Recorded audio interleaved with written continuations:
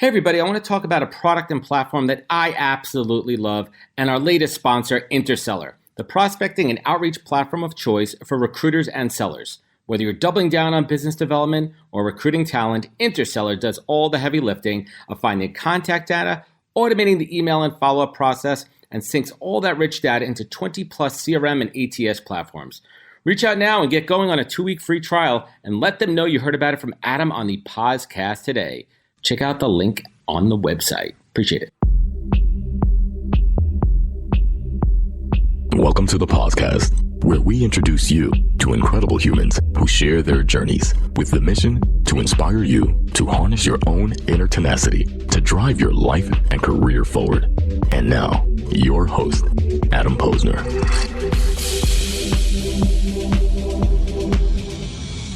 Hey everybody, welcome back to the podcast. This is the 250th episode. So first and foremost, I want to thank everybody out there for spending your valuable time with me.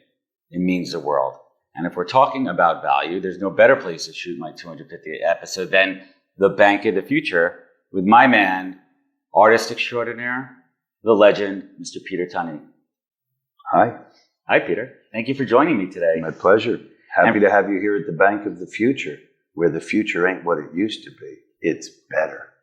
And we're hoping for a better future. We're hoping for a better future. So hope is all we have.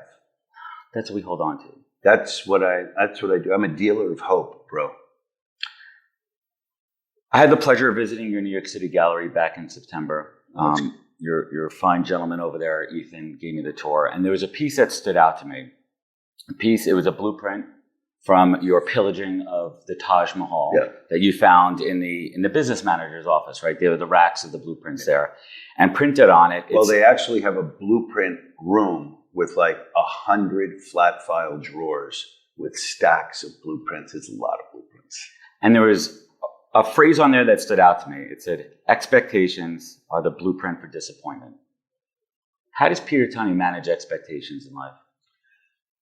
Put them all the way down to the bottom. Just turn the dial down. It's like volume on your speaker. I like to drive with it at 10. My expectation dial is on 0. I might even be operating in negative expectation world these days. I could have gone negative, like, I think I'm going to get in a car accident. I think my kids will get hurt. I think the world might be in a lot of trouble. Things could get hairy any minute. There's a great expression, it's an Irish one. It says, the only way a good Irishman can enjoy any success is if he's just certain tragedy is lurking right around the corner. And that's how I really feel. And I felt that way my entire life. I always felt like something is just about to go terribly wrong. I mean, when I'm like 5, I felt that way. I don't know why I felt that way. I always felt that way. And I like to lower my expectations. I mean, Art Basel is a great example. How so? Well, everyone is like, oh my God, next week is Art Basel. Tomorrow is Art Basel. You know, this is Art Basel. Oh my God, tomorrow morning, 10 a.m. Art Basel. You're going to open the gate, it's going to be raining, and not one fucking person is coming through. That's what's going to happen. By the way, that is what happened, right? So I don't have expectations for Art Basel. I've been preaching to my whole team, which is a lot of people right now. It's like over 100 people in the walls. Do not wait for Art Basel. Don't you dare wait for anything. This is 3 weeks ago. I said, Art Basel is today. Today is your Art Basel. If you can't do what you're thinking of doing on Thursday, December 1st today, just go home and get another job, because today is the day. And it really is. I mean, we did business before that. We set stuff up. People want to wait until it's done being set up. I like the setup. I mean, this bank took me like 3 months to build it. I've had people in here every day for 3 months. So let's talk about the bank for a moment here. Let's go back to expectations. Let's keep going with expectations. You don't have to lower your expectations. You can just suffer. It's a choice. It's a choice. You lower your expectations, that is a direct correlation to your overall happiness, well-being, spiritual condition, and the amount of hope that you believe exists in the world. That is all I'm really concerned about. For me, my kids, for you guys, for every person that I'm in touch with, which is a lot of people. You know, people come to me with really gnarly shit in their life, you know? Like this is more like reminds me of like in the Peanuts, like when Lucy is given psychiatric help for 5 cents, you know? Are you the Wynwood Walls therapist, the resident therapist? I'm the Wizard of Wynwood. The Wizard of I'm Wynwood. Wizard of Wynwood. And, in The Wizard of Oz, someone gave me that name, and I kind of like it. In The Wizard of Oz, if you recall, the wizard in real life, before the hurricane, before the tornado, was a snake oil salesman on the side of the road with his tipped-over cart, right? He became the wizard. So Dorothy goes to the wizard. She's looking for courage and brains, courage and heart. And he gives her an impossible task, kill the witch, bring back the broom, and I'll give it to you. She does it all. She brings it back, and he's like, listen, I'm so sorry. I'm not really a wizard. I'm just a dude with the green screen, and I can't give you those things. She's like, are you kidding me? You promised them, and we cut you the broom. Now deliver. He's like, well, okay, we'll have a ceremony. And he gives the lion the plastic medal of honor or something like that, right? Some courageous medal. And the thing is, it worked. The lion was like, wow. When they give the scarecrow the diploma, he goes, E equals MC squared. Oh my God, right? He's got a brain. And so I literally give out plastic courage. It's my little replica of the billboard I have in New York, Courage. So I give that out daily. So I'm literally giving out plastic courage. But the point of it is, it works. When you leave, you'll embrace courage more. So I'll take the wizard. And Peter, you make me feel good. You make me feel confident. You make me feel happy when I think about what you do for the community. We think about your philanthropic causes, which we'll get to in a little bit. But everyone, you can go back and Google the shit out of Peter Tunney and get his whole story. But right now we're sitting in the bank of the future. And you live the bank of the past. How has your relationship with money changed from your days on Wall Street to your days now? We heard you talking. We heard you talking shop before. We're not going to get into that, but you were all business, man. How has your relationship with money changed? Well, I'm probably a hair more responsible and respectful of money than I used to be. If you have a lot of money and run out, when you start to get a little back, you're a little more careful. That's the track that you're on, right? I always say in New York City, like, you're not a made man in New York until you're crushed into dust, totally penniless, demonized, and then come back with your head held high. Then you're a made man in New York. So I feel a little differently about it. However, apparently, according to everyone else, I still do a lot of dumb shit with money and spend money on irrational projects, which I happen to love to do. I mean, one would be the place you're sitting in. I love this project. What's irrational about this? Well, yeah, exactly. That's right. Now, in fact, I think it's brilliant and I love it and it makes me happy and giddy. And I just love sitting in here at the bank. But, people say to me all the time, yeah, but how do you monetize? What's the economic model? And I generally don't really think about that, to tell you the truth. I think more about if you build it, they will come. And then let's see how well you build it. And we'll see who comes. And then we'll see if they buy anything. A lot of people come but don't buy anything. I'm looking around the gallery. I'm seeing a lot of new pieces here. Very familiar with the Tunney Money Project. What are we looking at right here? Yeah, so you know what you're looking at right here? You're looking at like the manifestation of probably a 30-year plus dream. I've always wanted to do this. I've literally always wanted to do it. It's really a kind of a good question that I haven't really answered this way, but it blends two worlds, you see. My fascination with money from an early age, I really was fascinated with like counterfeiters, right? Like when I was a kid, we used to draw on a little piece of paper, the number 1 in like a green colored pencil to make it look like a $1 bill. And I put the corner of that 1 in with 2 other ones and gave it to the ice cream man as $3 and he kept it. He did come back a little later and say, what the fuck? It's bullshit, right? But I got away with it, right? It was a great thrill. The money blocks are kind of like that. It's having your own currency, but it's about like an alternative currency that you made up out of your mind, right? So think of the paintings like that. The paintings are forgeries. I paid someone to make these forgeries. And they're oil paintings, and they're in the sizes of the paintings. So I wanted to take really good oil paintings and do irreverent shit to them. That is what I want to say. So like, that's not really a great art world thesis or anything, but it's my thesis and I love it. Well, I mean, let me just go back for a second. I spent time back a couple of months ago in Pittsburgh. I had an opportunity to tour the Warhol Museum, and I truly understood how he borrowed other people's arts. You take some of that here and there and you put your own spin on it. Is that what we're seeing here? I mean, for sure. You know what Picasso said? Amateurs appropriate, masters just steal. And but I'm not stealing anything. I'm paying homage to. I mean, all this stuff is public domain. There's all this kind of stuff out there. I mean, you go to the art fair today. 10 people sent me pictures today. The Monopoly guy. Well, no, riffing on Vermeer, riffing on Van Gogh, riffing on Seurat, riffing. People are Damien Hirst and Jeff Koons still riffing on Mickey Mouse and Donald Duck, and everyone's riffing on that.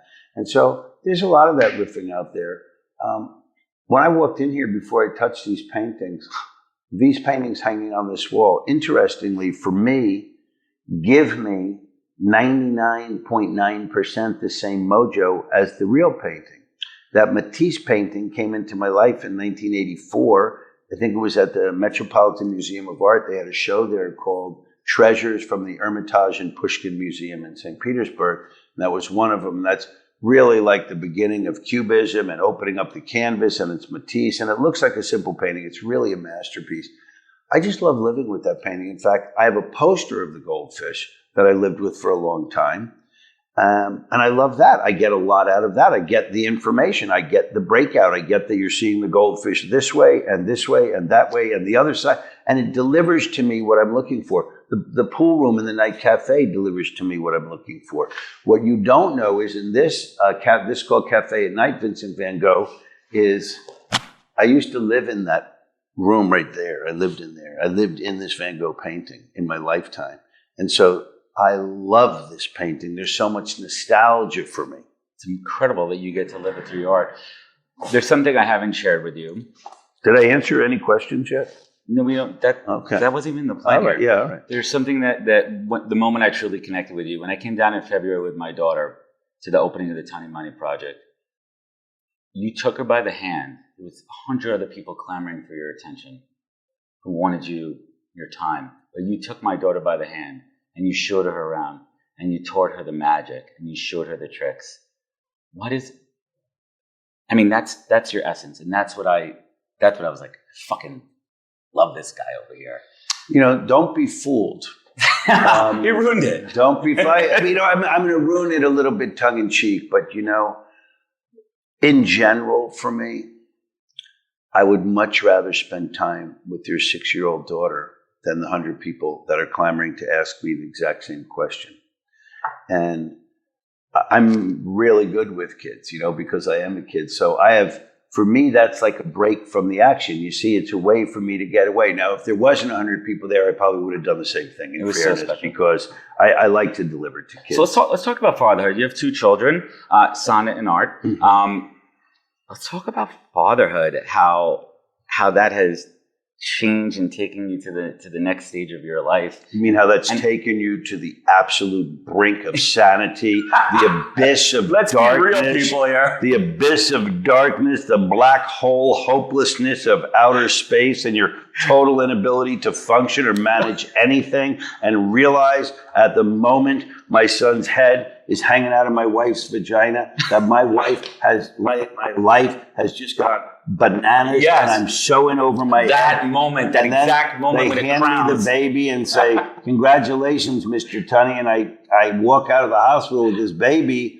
I'm carrying like a watermelon to my car. The car seat is not put in properly. No one can put the car seat in properly because that's impossible. I still cannot put the car seat in properly. My wife can. And I don't know. I mean, I've got to feed it. Do they give you food like at the pet store? Like, what do you do? Feed them goldfish. So I brought the babies home, and I mean, I'm such a fish out of water. I mean, the baby world part of it, I learned so much. I mean, I learned about natural childbirth for a while. That was a real crash course. I ended up giving a TED talk on natural childbirth. It wasn't TED, it was something else, but I talked about natural childbirth because I was like Ricky Ricardo. I thought I'd be in the waiting room, smoking a cigar, reading the paper. They say it's a boy, and I called my friend. Nope. My wife said, "That's not what's going to happen. You're part of our team." Hey everybody, first I'd like to thank you all for spending time with me and my guest on the podcast. This show is my canvas to showcase amazing people from the world of recruiting, entrepreneurship, and leadership, and unpack their career journeys for everyone to learn from. But this show is also a business generator for me, as well as creating thought leadership and endless amazing content. And I've taken what I've learned in the past 3 years and over 200 recorded and 100 live shows and distilled it down into a digital playbook that I call the Pause Course. Now you could learn how I build, manage, and produce the podcast and use it to drive real business development and relationships. Today, I'm sharing all of my secrets behind the podcast, and you can get it all at thepausecourse.com. This course is for anyone, whether you're starting out or an advanced podcaster using it for B2B and B2C. It's filled with all of my insights, learnings, tips, tricks, and templates. So get it now at thepausecourse.com and learn all my secrets. Thanks. How did those first couple of months work with a baby, with everything you've been through in life, in your own time zone? Abject terror. That's my... Let's be real. That's it. I mean, I could tell you a lot of other stuff. Yes, it was amazing. And he went goo-goo and I touched him and I looked into those eyes and I had all those experiences. But in my core, it was terrifying. Has your two children influenced or changed your approach to art in any way? Let me spin around the Not really. You know, my art, whatever that is like a freight train coming down an icy mountain. I've gone off the rails. I don't know where I am. People are screaming. I got 50 cars behind me, which are like 50 people that are on my train. Coal and boxes are popping out of them. The trail behind me is wagging in the snow. Maybe you lose a car, a couple people. But here I am. I'm sitting on the engine, holding on, woo, like a Bronco. I can't drive that train, right? I can't stop the train. I can't pick you up. I pray you get out of the way, and I'm coming down the mountain. So that's where that's going. And this is part of that. You know, that's why I made these paintings. I mean, you know, I've been thinking about this for a long time, but nobody on my team knew I wanted to do this or the Bank of the Future was. I mean, Ethan came down. He's like, "You fucking built it?" Like, I didn't know that you were doing. I meant to tell you that. So, yeah, that's. I'll tell you what it does do. It makes me manage my time differently, and I become a better artist because instead of sitting around all day, which not really famous for that, but instead of sitting around all day and working at your own pace, I'm always on the clock, right? Because, I mean, if the kids are in town, when I take my kids to work, you would think in that big studio they could play Lego or do something and I can work. However, I cannot get 1 minute of work done when my kids are in the studio. It's hard to explain. I just can't do it. There's always something, right?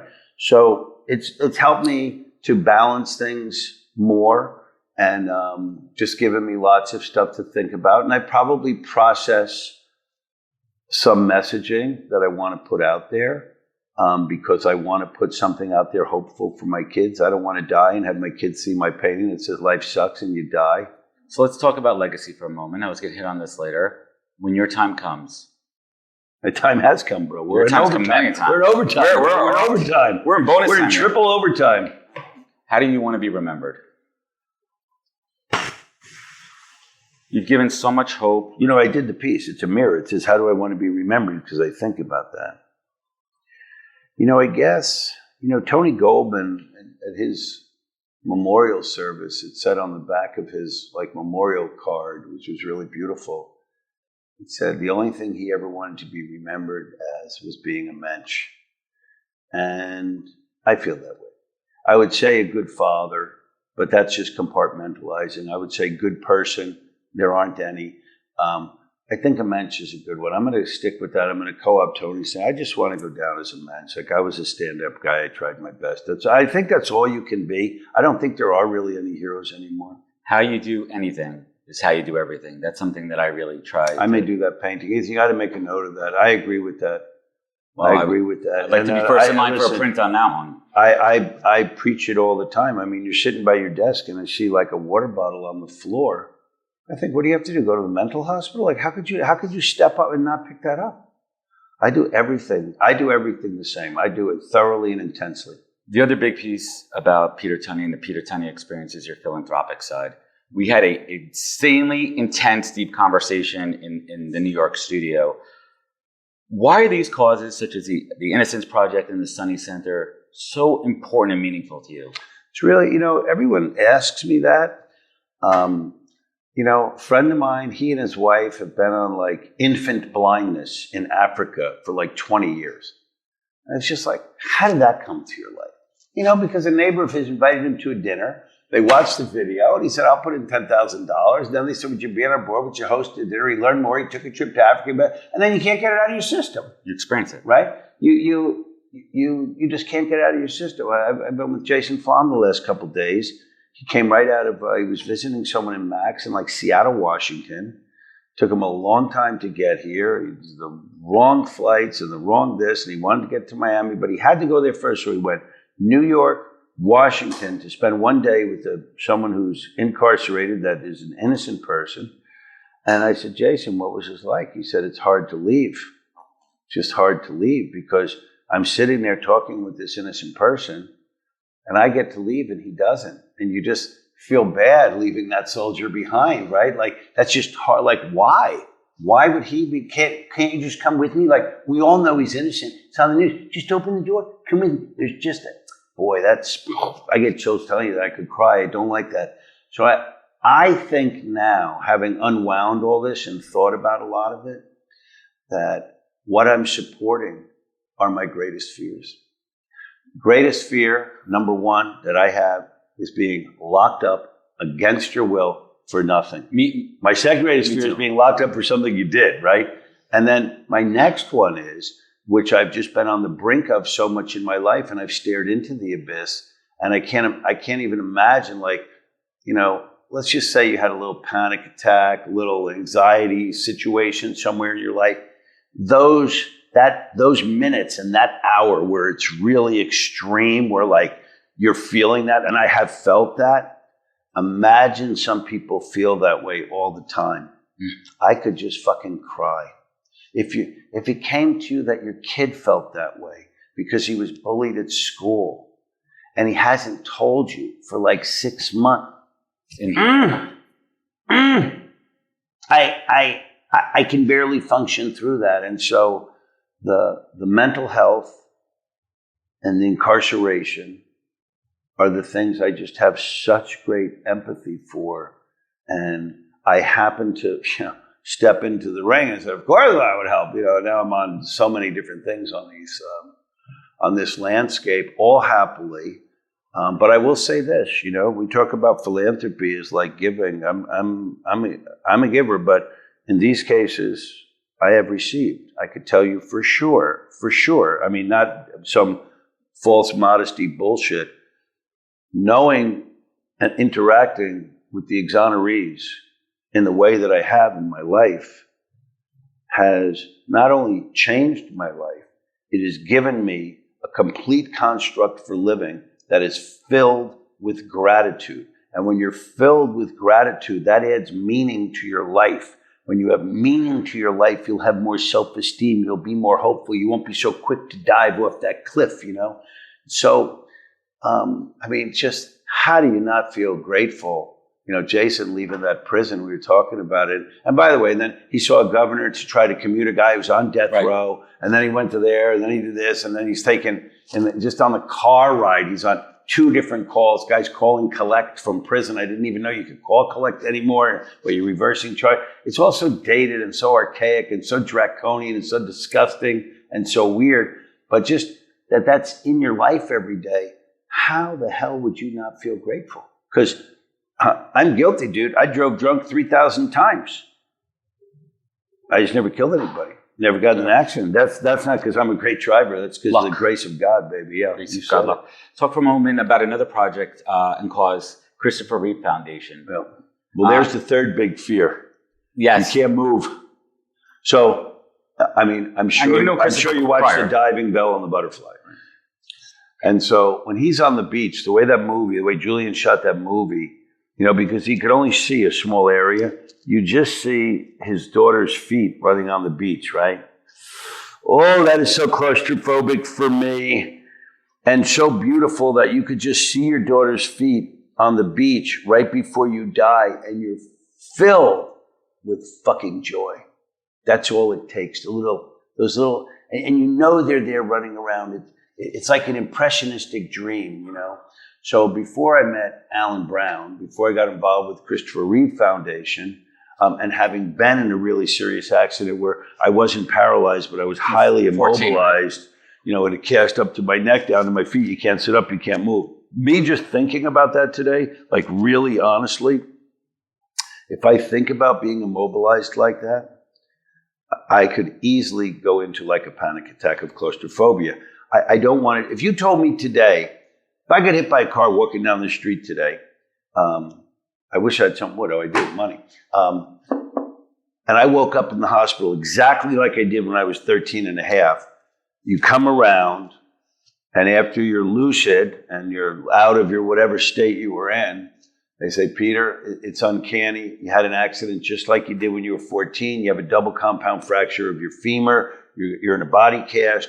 We're going to have to do 10 operations. You're going to have to lay still like that for the next 14 months. I would fucking kill myself. I don't know. And everyone says, well, you would.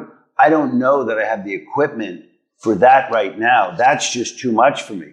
So add that to, I dove in the ocean this morning. That's a blessing of my life. That's how Alan Brown got his complete spinal cord injury. He was like his 26th birthday. They're on a Caribbean island, and he just dove in the water, but there was like a sand mound thing. He got rolled by the wave. He heard the pop. He will tell you he knew it. They got him. He was looking up at the sky, and he knew that he was going to be paralyzed for the rest of his life, and he just rolled with it. He's had children. He's a quadriplegic. And like, that guy rolls into my gallery. I mean, some people can't get here from traffic. How the hell does Alan Brown get here? And then he was with Ethan in New York 3 days before at an event. Like, wow. So that's my third big fear, is being paralyzed. So I got to do whatever I can. And I had the pleasure to meet him. And correct me if I'm wrong. We put paint under his tires and he helped me paint something. That was awesome. Part of the Christopher Reeve project. There's nothing Alan Brown can't do. And you know, he had an event, and there was people like from the chest up saying, you know, I was a ballerina and now I'm a businessman. I'm an entrepreneur. I'm this. I am that. And then it comes back. You zoom out, and they're all in wheelchairs. And it said, "Don't look at us. See us." That's kind of what you were saying, right? Don't look at us. See us. And so you need a little practice. I mean, if you're not in that world, you know, I went to an event with Alan in New York. I went with Ethan, and we walked in. We have 30 guys in wheelchairs coming to meet us at the door. One of which was Chuck Close. God bless him, no longer with us. And the one guy is the CEO. He told me he went to China 24 times in the last 3 years. I've been trying to get to China for 30 years, you know. But your tunnel's not complete yet. We shouldn't show them that back room where that tunnel goes. It's not. And I just saying, like, for those guys, what I could tell you is, I think Alan Brown and his crew, as much as any human beings on the world, are massive deliverers of hope, and the idea that you can not only survive your predicament, but you can thrive under any circumstance. And I'm attracted to people like that. I'm attracted to people that are born with massive deformities, that are funny and uplifting and like, wow. You want to talk about take it to the bank and cash it? There it is. So I'm super attracted to that and super don't want to be that. You know what I mean? It's like a terrifying thing for me. But it's less terrifying now, because if I was paralyzed, I'd have Alan and he would be walking me through it. I'd be like, I can't believe this shit, Alan. Here we are. And my guess is he says I'd be like him, but I don't know. You are truly a dealer of hope. So let's bring it home here.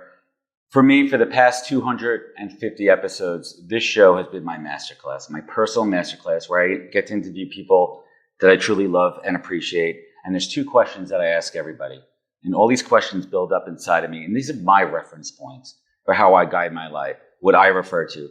Peter Tunney, what is the single greatest piece of advice that you have ever received that you take action on every day?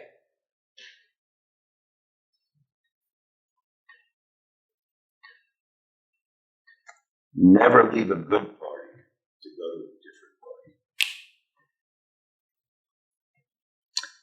And last but not least, Peter, you look back on your life, the good times, many, which I've heard some stories, and the rough times, and you look back when you were at your fucking lowest multiple times, at the bottom, broke, poor, strung out, drug out, not confident in the future, and you had to claw your way out. That's the understatement of the fucking year, by the way. You know this.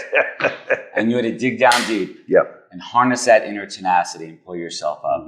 And on the flip side, when we sit here today, everything you have created, the hope that you give to everybody, your family, being so full of gratitude. Peter Tunney, what is your focus in life? What is your compass? What is your North Star?